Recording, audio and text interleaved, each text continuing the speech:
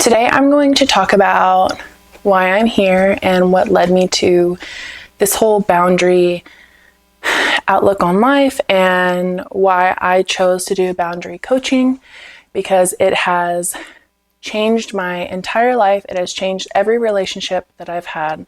People respect me more. I don't go after losers anymore. In fact, I'm married and I have a baby. I literally live my dream life.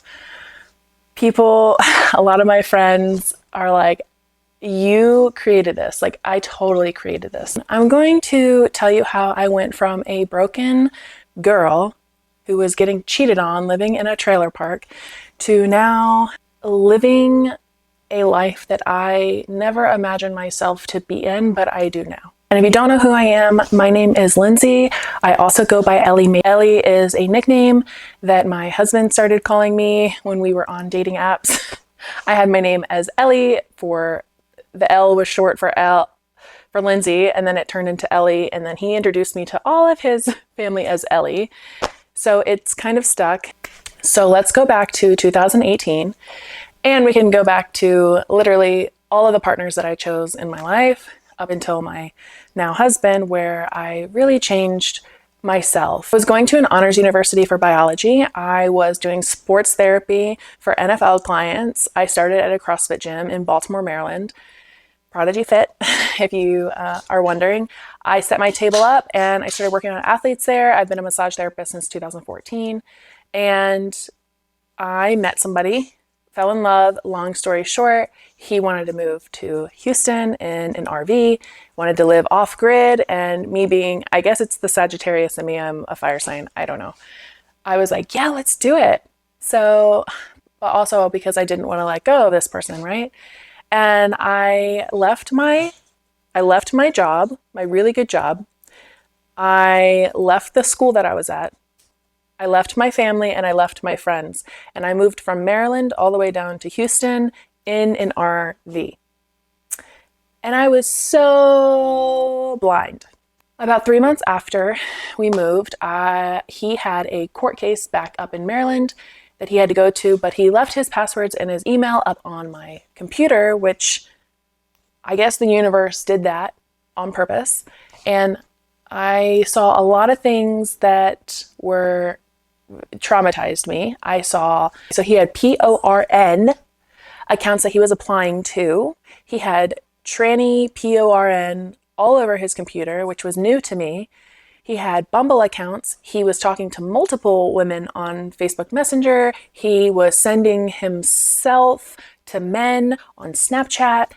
I mean, it was eye-opening. And I really wasn't even hurt about his sexual preferences.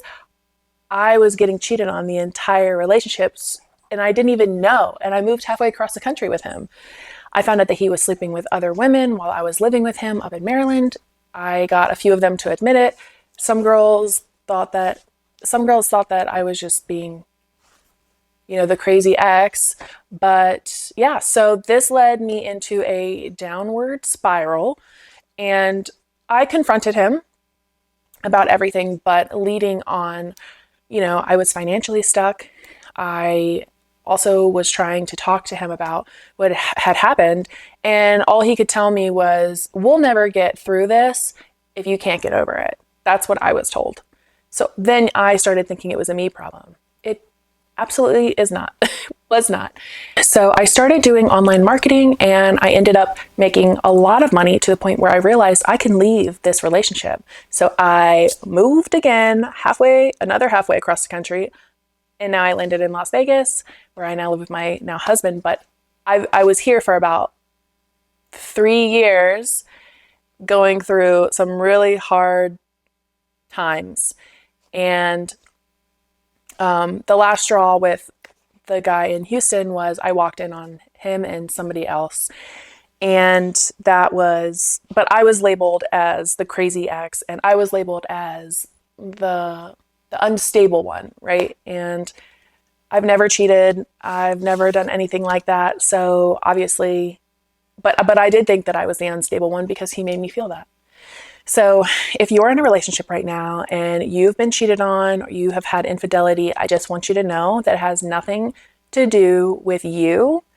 in regards to why they cheated, but you need to take a look inward at yourself on who the partners that you choose and why you may be attracted to someone like that. Because I was like, I have had like traumatic relationships in the past, but this relationship in particular really made my eyes open and be like, okay, well, like I've been attracted to this type of man my whole life until it got this bad, So it had to get this bad for me to actually wake up. Hi, baby.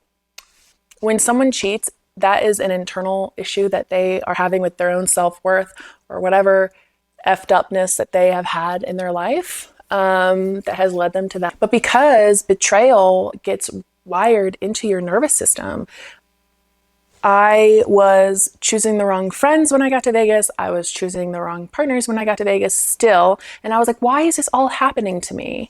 And so I had to take a really big gulp of accountability and realize that I have a choice and you have a choice to choose who's in your life.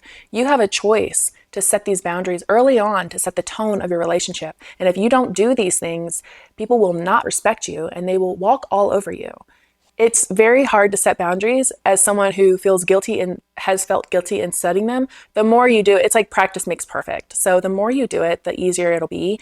And I would highly recommend having a mentor that you could talk to just to make sure that you're in the right headspace and you're not acting out of emotion. So how did I find my dream life and now husband who literally provides, pleases, takes care of me?